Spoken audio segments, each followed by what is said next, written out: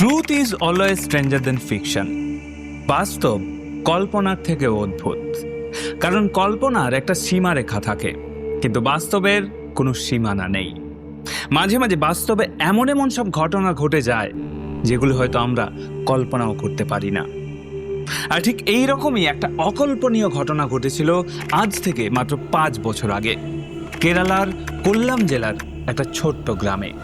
আর এই ঘটনাটা এতটাই টুইস্টেড যে এই কেসটা ঠিক যে পয়েন্ট থেকে শুরু হয়েছিল একটা পুরো সার্কেল ঘুরে শেষও হয়েছিল এই একই পয়েন্টে এসে। আর এই সার্কেলের মধ্যে ছিল জঙ্গলে ফেলে আসা একটা সদ্যজাত বাচ্চার কান্না, এক নিষ্ঠুর মায়ের স্বার্থপরতা, একটা ফেসবুক প্রোফাইল, আর নদীর জলে ভাসতে থাকা 3টে লাশ। এই কেসটা সলভ করতে গিয়ে কেরালা পুলিশকে এমন এমন সব কাজ করতে হয়েছে যেগুলো এর আগে ভারতের ক্রাইম হিস্ট্রিতে কোনোদিন করতে হয়নি। এবং সলভ করার পর পুলিশের মনে হয়েছে যে এই কেসটা সলভ না হলে হয়তো বেশি ভালো হতো। এবং আমি গ্যারান্টি দিয়ে বলছি, এই কেসটা শুনতে শুনতে একটা সময় গিয়ে আপনারও এই সেম জিনিসই মনে হবে। তাই চলুন আর দেরি না করে কেসটা শুরু করা যাক। নমস্কার, আমি অপূর্ব, আর আমাদের আজকের case the case of Kerala baby case. কিন্তু ভিডিওটা শুরু করার আগে আমি যেমনটা বলেছিলাম যে 200K কমপ্লিট হলে আপনাদের জন্য একটা সারপ্রাইজ থাকবে। সারপ্রাইজ নিশ্চয়ই আছে, কিন্তু বিষয়টা হচ্ছে আমি ভেবেছিলাম যে দিন 15 হয়তো সময় লাগবে আরও, আর আমি এই সময়ের মধ্যে সারপ্রাইজটা রেডি করে ফেলতে পারবো। কিন্তু আপনারা চ্যানেলটাকে এত ভালোবাসা দিয়েছেন যে মাত্র 4-5 দিনের মধ্যেই 200K কমপ্লিট হয়ে গেছে, এবং সেটার জন্য আপনাদের সবাইকে আমি, আমার পরিবার এবং আমার টিমের তরফ থেকে অনেক অনেক কৃতজ্ঞতা। বিশ্বাস করুন, এই 2 লক্ষ মানুষের প্রত্যেকটা মানুষ আমার কাছে অত্যন্ত ইম্পর্ট্যান্ট, এবং এই চ্যানেলের জার্নিতে প্রত্যেকটা মানুষের অবদান আমি আজীবন মনে রাখবো। কিন্তু আনফর্চুনেটলি এত কম সময়ের মধ্যে আমি আসলে সারপ্রাইজটা রেডি করে উঠতে পারিনি। কিন্তু আমি এবং আমার টিম, তার বাইরেও আরও বেশ কয়েকজন মানুষ ক্রমাগত চেষ্টা করে যাচ্ছি যত তাড়াতাড়ি জিনিসটা রেডি করা যায়, এবং রেডি হলেই ইমিডিয়েটলি আপনাদের সামনে নিয়ে আসবো, আমি এটা কথা দিলাম। ততক্ষণ অবধি না হয় একটু ধৈর্য ধরে অপেক্ষা করুন, আর কমেন্টে গেস করতে থাকুন সারপ্রাইজটা কি হতে পারে। যাই হোক, চলুন ভিডিও শুরু করা যাক। 5ই জানুয়ারি 2021 কেরালার কোল্লাম জেলার একটা ছোট্ট গ্রাম কাল্লুভাতুক্কাল। একটা স্নিগ্ধ শীতের সকাল, চারিদিকে কুয়াশার চাদর, গাছের পাতায় বিন্দু বিন্দু শিশির। গ্রামের মানুষজন সবে সবে ঘুম থেকে উঠেছে। কেউ রাবার বাগানে কাজে যাওয়ার প্রস্তুতি নিচ্ছে, আবার কেউ কেউ চুলোয় আগুন ধরাচ্ছে। সব মিলে একটা অদ্ভুত শান্ত সকাল। ঘড়ির কাঁটায় তখন সকাল 6টা কিংবা 6:30 বাজে। ঠিক সেই সময় সেই শান্ত সকালটাকে চুরমার করে দিয়ে ভেসে এলো একটা আওয়াজ, একটা সদ্যজাত বাচ্চার কান্নার আওয়াজ। আওয়াজটা আসছে ওই গ্রামেরই একটা বাড়ির পেছন দিকের জঙ্গল থেকে। এবার স্বাভাবিকভাবেই সকাল সকাল জঙ্গলের ভেতর থেকে একটা বাচ্চার কান্নার আওয়াজ শুনে সবাই একটু অবাক হয়। ওই বাড়ির আশেপাশের আরও কয়েকজন মানুষ উৎসুক হয়ে ছুটে যায় ওই জঙ্গলের দিকে, এবং জঙ্গলে গিয়ে দেখতে পায় একটা শুকনো পাতার স্তূপ। ওই স্তূপের ভেতর থেকে আওয়াজটা আসছে। এইটা কিভাবে সম্ভব? গ্রামের লোকজন খুব সাবধানে ওই পাতাগুলো সরায়, আর ওই শুকনো পাতাগুলো সরাতেই সেখানে সবাই যা দেখতে পায় তাতে প্রত্যেকটা মানুষের বুকের ভেতর একটা মোচড় দিয়ে ওঠে। একটা একদিনের সদ্যজাত কন্যা শিশু ওই শুকনো পাতার স্তূপের ভেতর পড়ে আছে আর হাউমাউ করে কাঁদছে। সারাটা রাত ধরে তীব্র ঠান্ডায় খোলা আকাশের নিচে পড়ে থাকার কারণে বাচ্চাটার সারা শরীর রীতিমতো নীল হয়ে গেছে, আর সেই ছোট্ট শরীরটায় কামড়াচ্ছে শত শত পিঁপড়ে আর পোকামাকড়। এই দৃশ্য দেখে গ্রামের মানুষজন এক মুহূর্ত দেরি করল না। সকাল 7টার মধ্যে খবর দেওয়া হলো লোকাল পুলিশ স্টেশনে, আর তার সাথে সাথে পঞ্চায়েতের আশা কর্মীদের কাছে। এবং খুব অল্প সময়ের মধ্যেই পুলিশ এবং রেস্কিউ টিম এসে পৌঁছালো ওই জঙ্গলের ভেতরে। সবার প্রথমে বাচ্চাটাকে সেখান থেকে উদ্ধার করে নিয়ে যাওয়া হলো লোকাল প্রাইমারি হেলথ সেন্টারে। কিন্তু সেখানে গিয়ে দেখা গেল বাচ্চাটার অবস্থা অত্যন্ত আশঙ্কাজনক। এরপর ডাক্তারের পরামর্শে তাকে দ্রুত পাঠানো হলো কোল্লাম গভর্নমেন্ট মেডিকেল কলেজ হাসপাতালে। এবং সেখানে বাচ্চাটাকে স্পেশাল আইসিইউতে রেখে ডাক্তারদের একটা বড় টিম বাচ্চাটাকে বাঁচানোর জন্য আপ্রাণ চেষ্টা শুরু করলো। কিন্তু সারা রাত ওই রকম ঠান্ডায় পড়ে থাকার কারণে বাচ্চাটার শরীরে হাইপোথার্মিয়া হয়ে গেছে, আর পিঁপড়ের কামড়ে সারা শরীরে ছড়িয়ে পড়েছে মারাত্মক ইনফেকশন, ডাক্তারি ভাষায় যাকে বলে সেপ্টিসেমিয়া। তাই ডাক্তারদের সমস্ত চেষ্টা ব্যর্থ করে দিয়ে সেই দিন বিকেলেই হাসপাতালের বেডে শেষ নিঃশ্বাস ত্যাগ করলো ওই একদিনের সদ্যজাত শিশু। এরপর যখন বাচ্চাটার মারা যাওয়ার খবরটা এলো, তখন কাল্লুভাতুল থানার পুলিশ অফিসারদের কপালে রীতিমতো চিন্তার ভাঁজ। একটা নিষ্পাপ শিশুকে এইভাবে ফেলে রেখে যাওয়া এমনিতেই একটা মস্ত বড় অপরাধ, তার উপর এখন তো বাচ্চাটাও আর নেই। পুলিশ তখন মামলাটার ধারা বদলে, মানে যেটা আগে শুধুমাত্র শিশু পরিত্যাগের মামলা ছিল, এখন সেটা 302 ধারা মানে মামলা দায়ের করে দিল। পুলিশ খুব ভালো করেই জানতো কাজটা মোটেই সহজ হবে না, কিন্তু তাদের সামনে যে তখন এত বড় একটা গোলক ধাঁধা অপেক্ষা করছে সেটা তারা কল্পনাও করতে পারেনি। একদম রুট লেভেল থেকে শুরু হলো তদন্ত। কাল্লুভাতুক্কাল পঞ্চায়েত আর তার আশেপাশের এলাকার সমস্ত আশাকর্মীদের রেজিস্টার খাতা খতিয়ে দেখা শুরু হলো। গত 9 মাসে ওই এলাকার কতজন মহিলা প্রেগনেন্ট ছিল, কার ডেলিভারি ডেট জানুয়ারি বা তার আশেপাশে ছিল, এই সমস্ত ইনফরমেশনের একটা লম্বা লিস্ট তৈরি হলো। সাথে লোকাল সরকারি বেসরকারি হাসপাতাল, নার্সিংহোম কিংবা ছোট মেটারনিটি ক্লিনিক সমস্ত জায়গায় ডেলিভারি রেকর্ড চেক করা শুরু হলো। পুলিশের ধারণা ছিল যে এদের মধ্যে থেকেই কোনো না কোনো ক্লু নিশ্চয়ই পাওয়া যাবে, কিন্তু পুরো এলাকা চষে ফেলার পরেও এমন কোনো মহিলার হদিশ পাওয়া গেল না যার ডেলিভারি হওয়ার কথা ছিল, অথচ তার কাছে তার বাচ্চা এই মুহূর্তে নেই। লিস্টের সবার হিসেব একদম পারফেক্ট, যার কাছে বাচ্চা হবার কথা ছিল তাদের সবার কাছেই তাদের বাচ্চা আছে। এইবার পুলিশের সামনে সব থেকে বড় প্রশ্ন হয়ে দাঁড়ায়, এই বাচ্চাটা এলো কোথা থেকে? যেহেতু ওই বাচ্চাটাকে 22 বছর বয়সী রেশমা নামের একজন মেয়ের শ্বশুর বাড়ির পেছনের জঙ্গল থেকে পাওয়া গেছিল, তাই পুলিশ স্বাভাবিকভাবেই রেশমার পরিবারকে সন্দেহের তালিকায় একদম সবার উপরে রেখেছিল। কিন্তু পুলিশ যখন ওই বাড়ির ভেতরে তল্লাশি করতে যায়, সেখানে গিয়ে রেশমা এবং তার 24 বছর বয়সী হাজবেন্ড বিষ্ণু এবং রেশমার শ্বশুর এবং শাশুড়িকে আলাদা আলাদা করে প্রায় বেশ কয়েকবার জেরা করা হয়। তখন তারা কিছুই বলতে পারে না। পুরো পরিবারের রিয়াকশন একদম স্বাভাবিক। তারা সাফ সাফ জানিয়ে দেয় যে এই বাচ্চার ব্যাপারে তারা বিন্দুমাত্র কিছু জানে না। আর সেটাই স্বাভাবিক, কারণ রেশমা কখনো প্রেগনেন্ট ছিলই না। যদি রেশমা প্রেগনেন্ট থাকতো তাহলে আশেপাশের মানুষ নিশ্চয়ই সেটা দেখতে পেত। এবং তাছাড়া রেশমার হাজবেন্ড বিষ্ণু পুলিশকে জানায় যে তাদের অলরেডি 3 বছরের একটা বাচ্চা আছে এবং তাদের আর আগামীতে সন্তান নেওয়ার কোনো ইচ্ছেও নেই। তো যথারীতি পুলিশ এক প্রকার শিওর হয়ে যায় যে এই বাচ্চাটা বাইরের এলাকা থেকে কেউ এসে এইখানে ফেলে গেছে। কিন্তু কে ফেলে গেছে এবং কোথা থেকেই বা ফেলে গেছে? এরপরে 3 মাস কেসটা একটা কমপ্লিট ডেড এন্ডে গিয়ে আটকে রইল। পুলিশ আশেপাশের এলাকার প্রত্যেকটা বাড়ির মহিলাদের সাথে কথা বলল, সন্দেহভাজন সবার ব্যাকগ্রাউন্ড চেক করলো, কিন্তু কোনো সূত্রই পাওয়া গেল না। অফিসাররা বুঝতে পারছিল যে কোথাও একটা বড়সড় কিছু মিস হচ্ছে, কিন্তু সেটা কি সেটা তারা তখনও ধরতে পারছেন না। অবশেষে মে মাসের মাঝামাঝি এসে কোল্লাম জেলা পুলিশ একটা বড় সিদ্ধান্ত নেয়। পুলিশ ঠিক করে এইবার এই কেসটাতে সায়েন্টিফিক ইনভেস্টিগেশন দরকার। পুলিশ ওই বাচ্চাটাকে যেখানে পাওয়া গেছিল তার আশেপাশে থাকা অনেক মহিলার সাথে কথা বলেছেন এবং তাদের মধ্যে থেকে যাদের কথাবার্তায় বা আচরণে একটু মাত্র সন্দেহ লেগেছে, এই রকম মোট 9 জন মহিলার একটা ফাইল বানানো হলো। সিদ্ধান্ত নেওয়া হলো যে এই 9 জনের ব্লাড স্যাম্পল নিয়ে ল্যাবে পাঠানো হবে মৃত শিশুটির ডিএনএর সাথে ম্যাচ করানোর জন্য। কারণ মানুষ মিথ্যে বলতে পারে, অভিনয় করতে পারে, কিন্তু ডিএনএ কখনো মিথ্যে বলে না। আর পুলিশের এই একটা সিদ্ধান্তই পরবর্তী সময়ে এমন এক ভয়ঙ্কর সত্যের দরজা খুলে দিয়েছিল যা পুরো ভারতবর্ষকে রীতিমতো কাঁপিয়ে দিয়েছিল।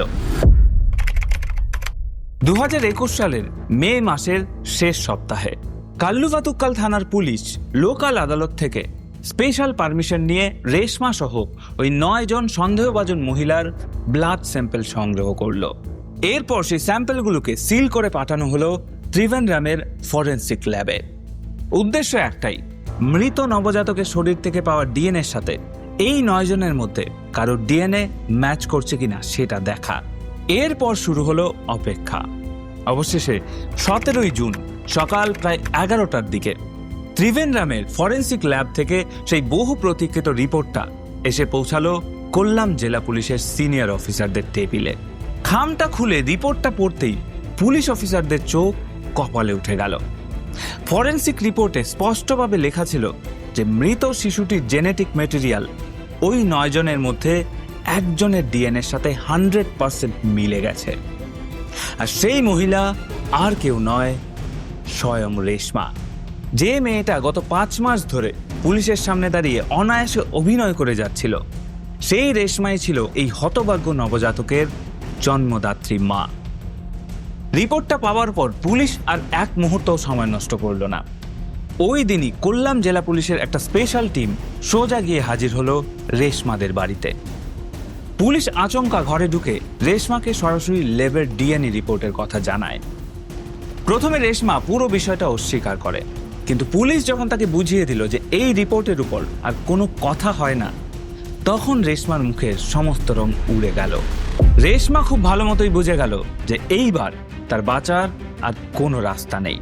পুলিশ রেশমাকে সেখান থেকে সরাসরি নিয়ে যায় কাস্টাডিতে, এবং কাস্টাডিতে অনেকক্ষণ জেরা করার পর অবশেষে রেশমা নিজের মুখেই স্বীকার করলো ওই মৃত বাচ্চাটা তারই ছিল। কিন্তু প্রশ্ন হচ্ছে, কেন রেশমার সন্তানকে এইভাবে জঙ্গলে ফেলে আসতে গেল? আর তার থেকেও বড় কথা, এলাকার কোনো মানুষ দেখতে পায়নি যে রেশমা প্রেগনেন্ট, অথচ রেশমা প্রত্যেক দিন এলাকার মানুষদের সাথে কথা বলতো, কাজ করত এবং তাদের সাথে মিলেমিশে থাকতো। এবার এই বিষয়টা খুবই অদ্ভুত লাগছিল পুলিশের।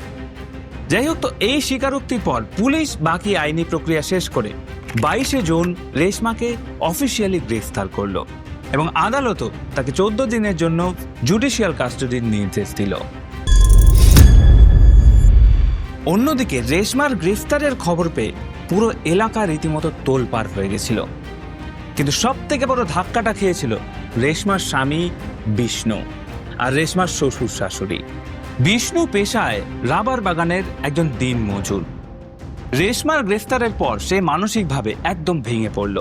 বিষ্ণু কিছুতেই বুঝতে পারছিল না এটা রেশমার বাচ্চা কি করে হতে পারে, কারণ সে তার বউকে খুব ভালো করেই চেনে এবং দেখেছে, প্রত্যেক দিন তার সাথে ঘর করেছে, এবং সে খুব ভালো করেই জানে যে রেশমা প্রেগনেন্ট ছিল না। তাহলে এই বাচ্চাটা এলো কোথা থেকে? বিষ্ণু আর তার বাবা মা কোনোভাবেই নিজেদের মনকে বোঝাতে পারছিল না যে রেশমা তাদের সাথে একই ছাদের নিচে থেকে একই বিছানা শেয়ার করেও একটানা 9 মাস ধরে প্রেগনেন্সির কথা সম্পূর্ণ লুকিয়ে গিয়েছিল। কিন্তু আসল প্রশ্ন এখানে, প্রেগনেন্সির মতো একটা জিনিস কেউ লুকোয় কিভাবে? আর এখানেই উঠে আসে রেশমার সব থেকে ভয়ঙ্কর দিক। রেশমা ছিল একজন ঠান্ডা মাথার প্লেয়ার। সে যেভাবে নিজের প্রেগনেন্সি সবার চোখের আড়াল করেছে, সেটা বললে হয়তো আপনিও বিশ্বাস করবেন না। প্রেগনেন্সির গোটা সময়টা জুড়ে রেশমা সবসময় অতিরিক্ত ঢিলেঢালা নাইটি পরতো, বা প্রয়োজনে যদি শাড়ি পরতে হতো সেটা এমনভাবে পরতো যাতে পেট দেখা না যায়। তার সাথে 24 ঘন্টা পেটে টাইট করে কাপড় বেঁধে রাখতো যাতে ফোলাটা বুঝতে না পারে কেউ। এমনকি প্রেগনেন্সির শেষের দিকে ঘুমানোর সময় পেটের অংশটা এমনভাবে ঢেকে রাখতো যেন তার হাজবেন্ড বিষ্ণু তার পাশে শুয়েও টের পায়নি যে রেশমা প্রেগনেন্ট। একবার জাস্ট ভাবুন, একটা মানুষ কতটা ডেসপারেট হলে এই রকম করতে পারে। কেউ যদি রেশমার ওজন বাড়া নিয়ে কিছু জিজ্ঞেস করতো, তাহলে সে বলতো লকডাউনের কারণে সারাদিন ঘরে বসে বসে তার ওজন বেড়ে গেছে, আর তার নাকি মাঝে মাঝেই মারাত্মক গ্যাস্ট্রিকের সমস্যা হয়, যার ফলে পেট সবসময় ফুলে থাকে, বমি বমি ভাব হয় বা মাথা ঘোরে। প্রেগনেন্সির সাধারণ লক্ষণগুলো সে চরম ধৈর্যের সাথে চেপে রাখত, সবার সামনে এমনভাবে নর্মাল থাকার অভিনয় করত যেন তার কোনো কষ্টই হচ্ছে না, এবং এই রকম ভয়ঙ্কর গোপনীয়তার কারণেই তার পরিবারের পর্যন্ত কেউ টের পায়নি যে সে প্রেগনেন্ট। কিন্তু প্রশ্ন হচ্ছে কেন রেশমা নিজের পরিবারের থেকে তার প্রেগনেন্সি লুকোবে, তাও এত কষ্ট করে? হ্যাঁ, এইরকম অনেক জায়গায় হয় যে বাড়ির লোকজন সন্তান চায় না, সেই ক্ষেত্রে সন্তানকে বাঁচিয়ে রাখার জন্য মা এরকম একটা স্টেপ নিচ্ছে, সেটা মানা যায়। কিন্তু রেশমা ওই বাচ্চাটাকে তো জঙ্গলে ফেলে এসছে, তাহলে তার এমন কি মজবুরি ছিল যে তাকে এই রকম কষ্ট করে পরিবারের লোকজনদের থেকে তার প্রেগনেন্সি লুকোতে হয়েছিল, এবং কেন জন্মের পর ওই বাচ্চাটাকে এইভাবে জঙ্গলে ফেলে আসতে হয়েছিল। আসল টুইস্ট এখানেই। পুলিশ রেশমাকে গ্রেফতার করেছে ঠিকই, কিন্তু তারা তখনও জানতো না যে এই ঘটনার পেছনে আসল কারণটা কি। এই ঘটনার পেছনে লুকিয়েছিল এমন একটা সাইবার মিস্ট্রি যা কেরালা পুলিশের ইতিহাসে এর আগে কোনোদিন ঘটেনি। রেশমা কেন নিজের সন্তানকে এইভাবে ফেলে দিল, সেই আসল কারণটা জানার জন্য পুলিশ যখন তার মোবাইল ফোনটা ঘেঁটে দেখা শুরু করলো, সেখান থেকে বেরিয়ে আসে এমন একটা সত্য যেটা গোটা দেশকে থমকে দিয়েছিল। রেশমাকে অফিসিয়ালি গ্রেফতার করার পরই শুরু হলো আসল জেরা। পুলিশের মেইন ফোকাস ছিল একটাই প্রশ্নের উত্তর খোঁজা, একজন জন্মদাত্রী মা ঠিক কোন পরিস্থিতিতে নিজের বাচ্চাকে এইভাবে ফেলে দিতে পারে। সে কি মানসিকভাবে অসুস্থ, নাকি এর পেছনে লুকিয়ে আছে অন্য কোনো রহস্য? এই প্রশ্নের উত্তর খুঁজতে গিয়ে পুলিশ রেশমার মেন্টাল কন্ডিশন বোঝার চেষ্টা করে, তার পাশাপাশি তার মোবাইল ফোনের কল রেকর্ড আর সোশ্যাল মিডিয়া অ্যাকাউন্টগুলো খুঁটিয়ে পরীক্ষা করে। বেশ লম্বা সময় ধরে জেরার মুখে রেশমা অবশেষে ভেঙে পড়ে। সেদিন রাতের পুরো ঘটনাটা একদম ধাপে ধাপে সে স্বীকার করতে শুরু করে। রেশমা জানায় 4 জানুয়ারি রাত 1টার দিকে যখন হঠাৎ করে ডেলিভারি পেইন উঠেছে, তখন সে চুপি চুপি বাথরুমে চলে যায় এবং সেখানে গিয়ে নিজে নিজেই একটা ফুটফুটে কন্যা সন্তানের জন্ম দেয়। নিজের হাতে ব্লেড দিয়ে বাচ্চার নাড়ি কাটে। গোটা বাথরুম জুড়ে তখন রক্তারক্ত অবস্থা, কিন্তু রেশমা এতটাই ঠান্ডা মাথার মানুষ, সে নিজেই জল দিয়ে বাথরুমের সমস্ত রক্ত পরিষ্কার করে ডেলিভারির সমস্ত চিহ্ন মুছে দেয়। এরপর বাচ্চাটাকে নিয়ে চলে যায় পেছনের জঙ্গলে এবং সেখানে গিয়ে বাচ্চাটাকে একটা জায়গায় রেখে তার উপর রাবার পাতা দিয়ে একটা স্তূপ বানিয়ে ঠেকে দেয় এবং এরপর খুব স্বাভাবিকভাবেই ঘরে ঢুকে স্বামী বিষ্ণুর সাথে এক বিছানায় ঘুমিয়ে পড়ে। এবং খুব অদ্ভুত ব্যাপার যে তার স্বামী বিন্দুমাত্র কিছু টের পায় না। এবং পরের দিন সকাল থেকে শুরু হয় রেশমার দুর্দান্ত অভিনয়। এবার এই স্বীকারোক্তিটা শোনার পর জেরা করা পুলিশ অফিসাররাও রীতিমতো থমকে যায়। যাই হোক, একদিকে রেশমার জেরা তো চলছিলই, অন্যদিকে রেশমার ফোন থেকে তথ্য বার করার কাজ করছিল সাইবার সেল। সাইবার সেলের অফিসাররা রেশমার ফোনটা ফরেনসিক ল্যাবে পাঠানোর পাশাপাশি তার ব্রাউজিং আর গুগল সার্চ হিস্ট্রি চেক করে দেখলেন, আর সেখান থেকে উঠে এলো কিছু ভয়ঙ্কর তথ্য। বাচ্চাটাকে ফেলে দেওয়ার আগের কয়েক সপ্তাহ রেশমা গুগলে বেশ কিছু সুনির্দিষ্ট বিষয়ে সার্চ করছিল, যেমন কিভাবে নিজে একা একা বাচ্চা ডেলিভারি করা যায়, নবজাতক শিশুর নাড়ি কি করে কাটতে হয়, আর প্রেগনেন্সির কত মাস পর পেট বাইরে থেকে পৌঁছা যায়। এই সার্চ হিস্ট্রি পুলিশ পরে আদালতে একটা অকাট্য প্রমাণ হিসেবে পেশ করেছিল, কারণ এই সার্চ হিস্ট্রি এটা প্রমাণ করে যে রেশমা হুট করে কোনো আবেগের বশে এই কাজ করেনি। সে অত্যন্ত ঠান্ডা মাথায় আগে থেকে পুরো প্ল্যান করে এই কাজটা করেছে। এরপর পুলিশ যখন তাকে জিজ্ঞেস করে যে সে এত বড় একটা ঘটনা সবার থেকে লুকিয়েছে কেন, আর সে এমন কি পরিস্থিতির মুখে পড়েছে যে তার নিজের বাচ্চাকেই তাকে মারতে হলো, তখন রেশমা আসল সত্যিটা খুলে বলে। রেশমা স্বীকার করে যে গত প্রায় 1.5-2 বছর ধরে সে ফেসবুকে অনন্দু নামের এক যুবকের সাথে চ্যাট করে, আর সেই অনন্দুর প্রেমে সে পুরোপুরি অন্ধ হয়ে গিয়েছিল। রেশমা জানায় অনন্দু তাকে ফেসবুকে বলেছিল যে সে রেশমাকে ভালোবাসে আর তাকে নিয়ে পালিয়ে গিয়ে একটা নতুন সংসার শুরু করতে চায়, কিন্তু সেই নতুন জীবনে যাওয়ার জন্য অনন্দু রেশমাকে 2টো শর্ত দেয়। প্রথম শর্ত হচ্ছে রেশমার অলরেডি 3 বছরের যে মেয়েটা আছে তাকে সাথে আনা যাবে না, এবং দ্বিতীয় শর্ত রেশমার পেটে তখন যে সন্তান বড় হচ্ছিল তাকেও দুনিয়া থেকে সরিয়ে দিতে হবে। অনন্দু সাফ জানিয়ে দিয়েছিল যে সে অন্যের সন্তানকে নিজের পরিচয় দিতে পারবে না। অনন্দুর সাথে ঘর বাঁধার স্বপ্নে রেশমা এতটাই অন্ধ হয়ে গিয়েছিল যে সে নিজের প্রথম মেয়েটিকে নিজের বাপের বাড়িতে রেখে আসার সিদ্ধান্ত নিয়ে নিয়েছিল, আর দ্বিতীয় বাচ্চাটাকে জন্মের পরপরই নিজের পথের কাঁটা ভেবে বিন্দুমাত্র দ্বিধা না করে পাতা স্তূপে ফেলে দিয়ে এসেছিল।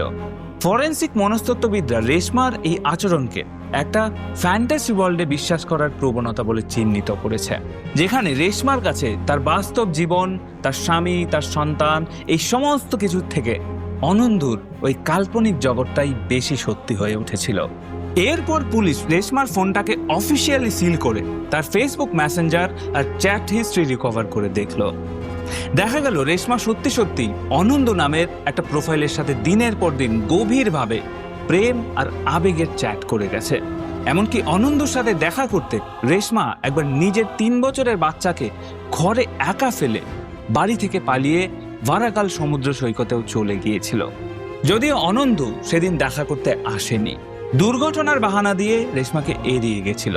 রেশমার গত 2 বছরের এই পুরো চ্যাট হিস্ট্রিটা দেখার পর পুলিশ এক প্রকার নিশ্চিত হয়ে গেল যে এটা শুধুমাত্র সাধারণ একটা শিশু মৃত্যুর ঘটনা নয়, এর পেছনে বড় কোনো সাইবার ক্রাইম বা ফেক আইডির চক্র কাজ করছে। পুলিশের সন্দেহ হয় রেশমা হয়তো কোনো বড়সড় ফ্রডের শিকার হয়েছে। তাই অনন্ত নামের ওই প্রোফাইলের আড়ালে আসলে কে লুকিয়ে আছে সেটা জানা হচ্ছে পুলিশের এখন সবথেকে প্রধান কাজ। এবং পুলিশ ওই ফেসবুক অ্যাকাউন্টটার আইপি অ্যাড্রেস ট্র্যাক করার জন্য রীতিমতো যুদ্ধকালীন তৎপরতায় কাজ শুরু করে।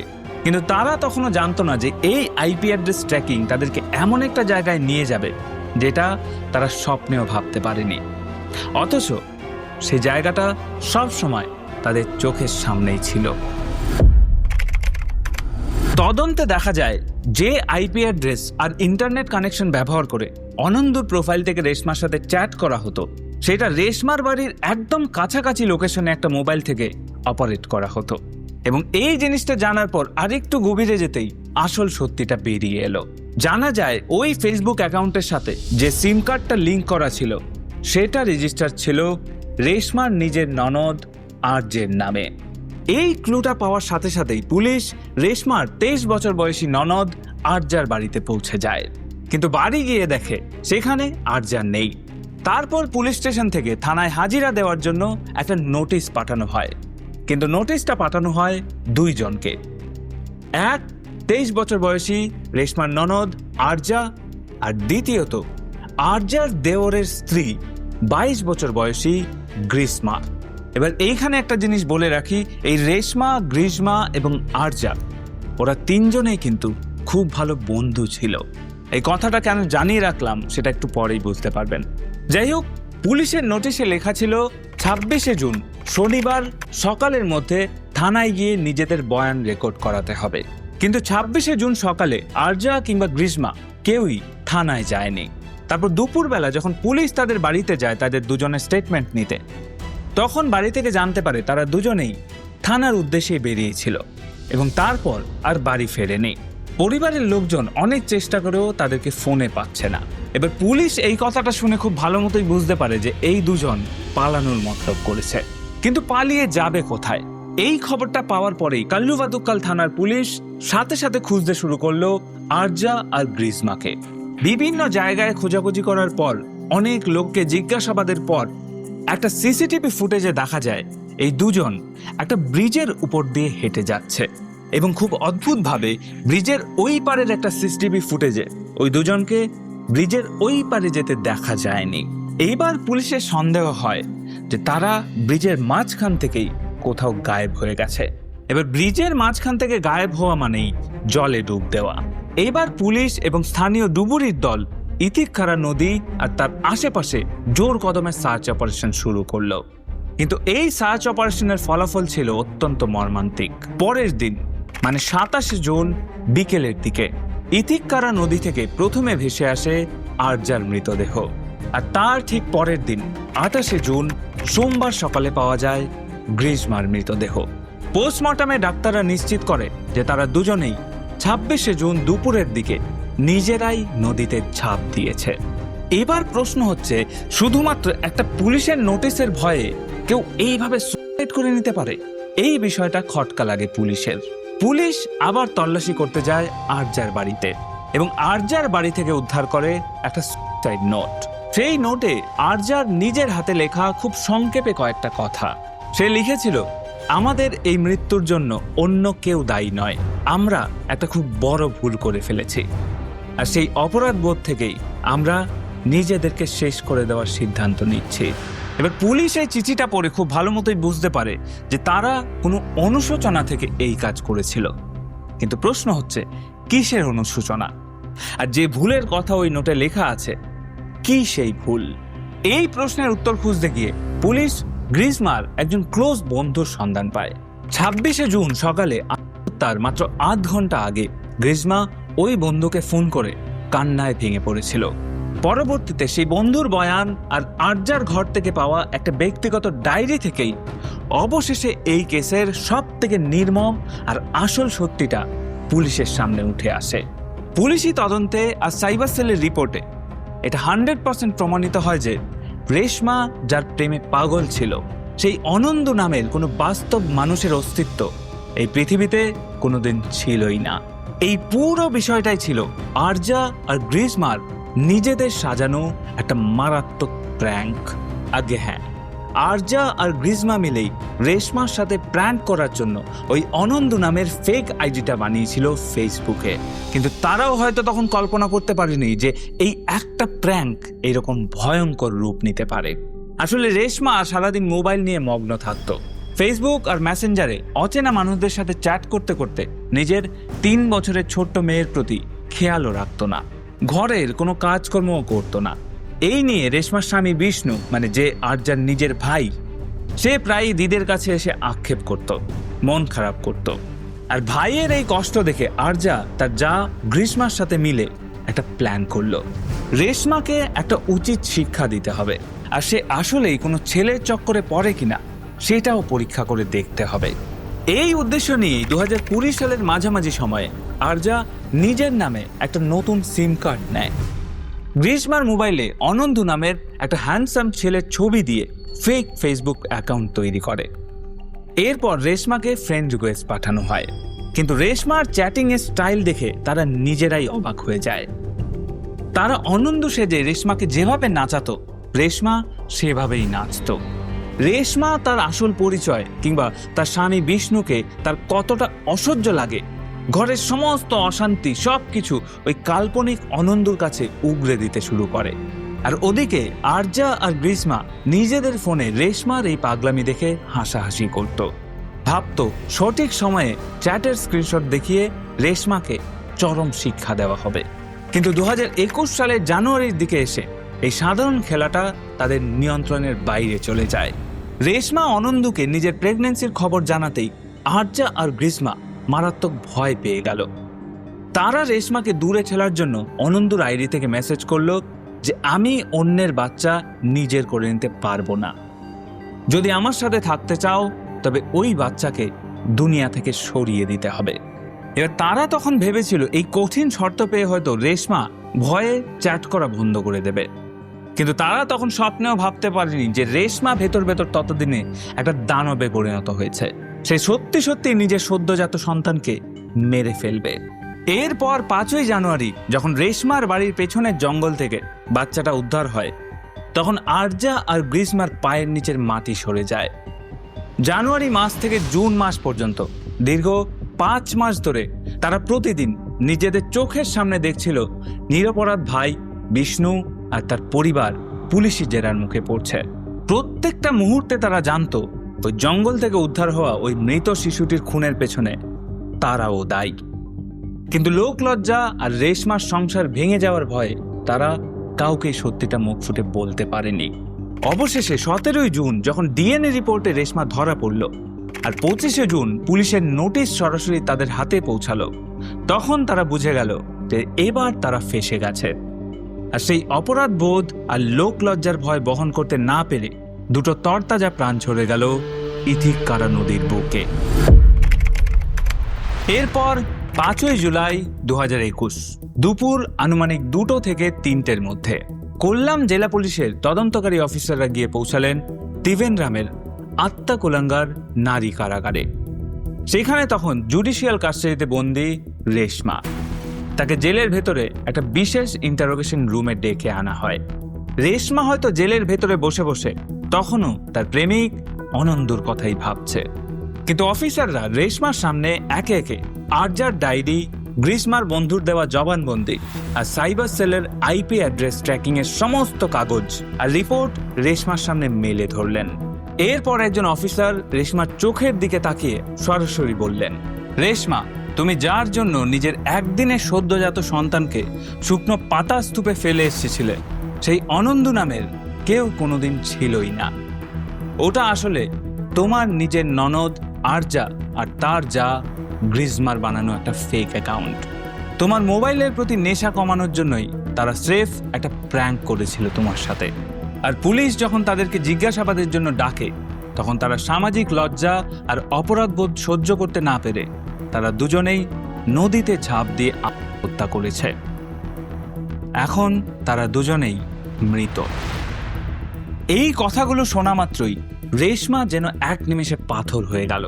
সে আর কোনো কথা বলতে পারছিল না। এরপরেই সে জেলের মেঝেতে আছড়ে পড়ে অঝরে চিৎকার করে কাঁদতে শুরু করলো।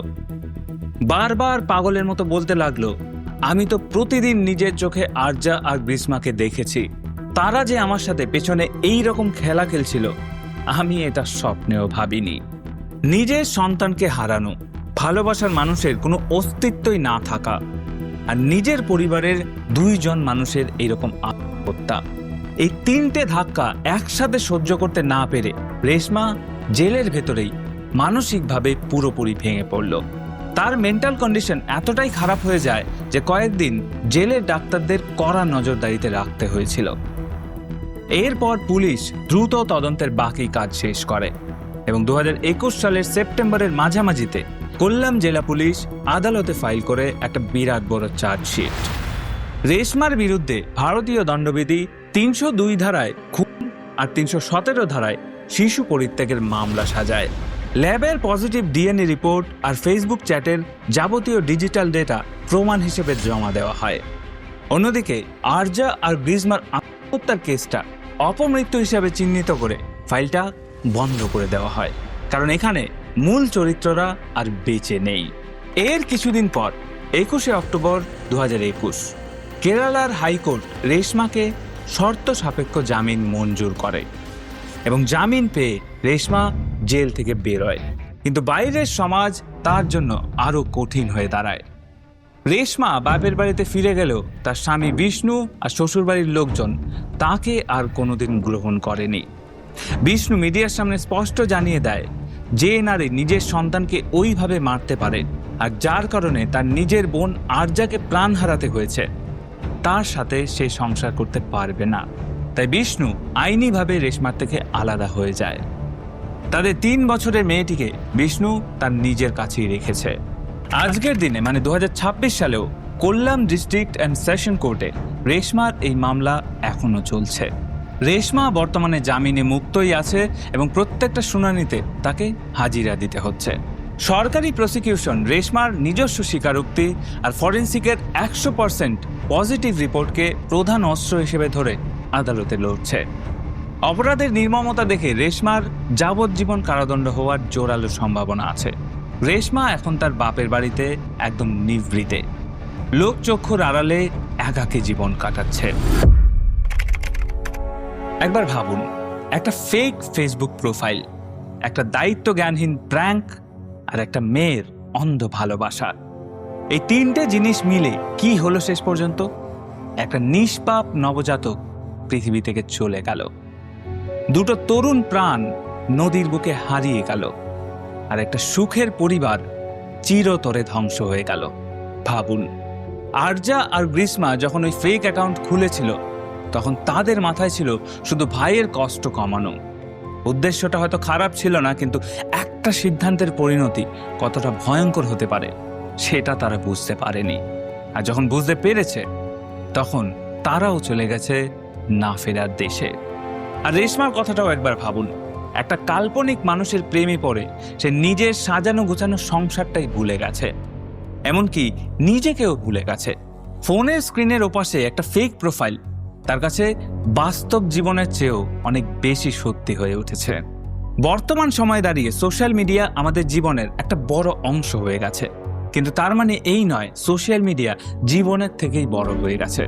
তাই আমি এই ভিডিওটা শেষ করার আগে আপনাদের সবার কাছে অনুরোধ করব, সোশ্যাল মিডিয়ার জায়গায় থাকুক, সেটা আমরা সবাই ইউজ করি, আগামীতেও করব, এবং সেটা খুব ভালো। বাট আমাদের যে রিয়েল কানেকশনগুলো আছে, যে বন্ধুটা সন্ধেবেলা প্রত্যেক দিন আমার বাড়িতে আড্ডা মারতে আসে, যে বন্ধুটার সাথে আমি এদিক ওদিক ঘুরতে যাই, বা যে মানুষটা আমি বাইরে বেরোলে আমার চোখের সামনে দেখতে পাই, পাড়ায় চায়ের দোকানে গেলে যে দাদারা আড্ডা মারে, এই মানুষগুলোর সাথে যত বেশি জুড়ে থাকা যায় আমার মনে হয় ততই ভালো। চেষ্টা করবেন নিজের আশেপাশের মানুষদেরকে সবসময় সামলে রাখার, আগলে রাখার, তাদের কথা শোনার, তাদের যদি কোনো অসুবিধা হয় সেটা যেন আপনাকে ফ্রিলি বলতে পারে। চেষ্টা করবেন এইরকম একটা স্পেস তৈরি করার। যাই হোক, আজকের ভিডিওটা আমি এখানে শেষ করছি। এই কেসটা আমার মনে হয় আমার করা সব থেকে প্যাথেটিক একটা কেস, প্যাথেটিক প্লাস ট্র্যাজেডি। তা আমার জানা নেই এই ভিডিওর শেষে আমার কি বলা উচিত। আপনার কি মনে হয় এই কেসটা নিয়ে আপনার কি মতামত, সেটা অবশ্যই কমেন্ট করে জানাবেন। আর আমি এই ভিডিওটা এখানে শেষ করছি। দেখা হচ্ছে অন্য কোনো ভিডিওতে। ততক্ষণ অবধি ভালো থাকবেন, সুস্থ থাকবেন এবং অবশ্যই সাবধানে থাকবেন।